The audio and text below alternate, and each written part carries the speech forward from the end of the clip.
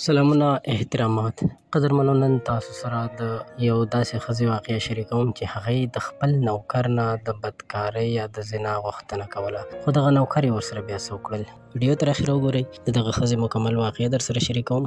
دا واقعه داسې ده چې دغه ښځه د یو ډېر مالداره سړي ښځه وه او دغه مالداره سړي به په خپل نوکر باندې ډېر زیات اعتبار کولو. یوه ورځ یې دا نوکر په لاره روان و چې ویې لیدل یو پوهه او عالم سړی په لاره ناست دی. ده پرې سلام واچولو، ورسره کېناستو. دغه عالم سړي ورته وویل چې زه خبرې خرڅوم.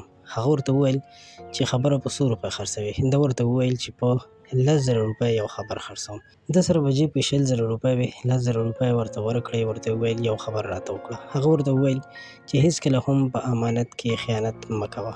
دا کله روانېدو نو فکر یې وکړو چې دویمه خبره به یې هم واورم. بیا یې ورته هغه نورې پیسې چې کومې 10,000 وې هغه یې هم ورکړې. ورته یې وویل چې دویمه خبره هم راته وکړه. هغه ورته بیا وویل چې هېڅکله لمونځ مه قضا کوه. دې سړي دا دوه خبرې په مازغو کې کېنولې، روان و. کله چې خپل کور ته یا خپل محل ته کوم ځای کې چې د نوکري کوله هلته ورسېدو، نو ده ته خپل هغه مالک وویل چې زه څه مودې دپاره بهر ملک ته ځم او ته به زما د کور حفاظت کوې. ده ورسره ومنله، خو چې کله هغه مالک یې لاړو بهر ملک ته، نو د دغه مالک ښځه چې کومه وه هغه ډېره زیاته ښایسته وه او هغې د ده نه د بدکارۍ غوښتنه وکړه.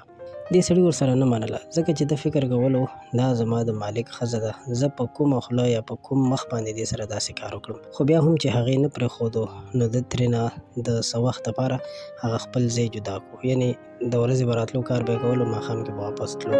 کله چې هغه مالک یې واپس وطن ته یا کلي ته راغی، نو هلته دا خبره مشهوره شوې وه چې د پلانکي سړي ښځې سره پلانکي نوکر بدکاري کړې. په دې خبره باندې د ده هغه مالک ته ډېر زیات غوسه ورغله. هغه مالک یې لاړو، یو قصاب سره یې خبره وکړه. ورته یې وویل چې زه به تا ته یو کس رالېږم، ته ترې سر ووهه، بیا به هغې پسې تا ته دویم کس راځي، درته به وایي چې امانت راکړه.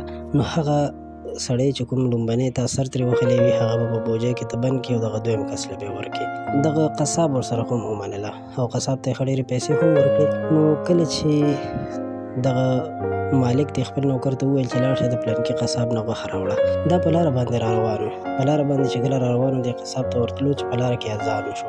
د اذان سره فوراً دا ورننوتو او لمونځ یې وکړو، ځکه چې ده ته لومړی خبره هغه خبره چې امانت کې خیانت مه کوه، نو د خپل مالک ښځې سره یې بدکاري ونه کړه، هغه امانت یې هم وساتلو. او دویم دا چې ده د لمانځه دپاره ډایرکټ جومات ته ننوتو، بیا دا جمعې ته یې څارو، نو هلته په ده باندې لږ وخت واوښتو. کله چې ټایم واوښتو، نو په دې کې هغه مالک چې و هغه وویل چې دا خو ډېر وخت تېر شو.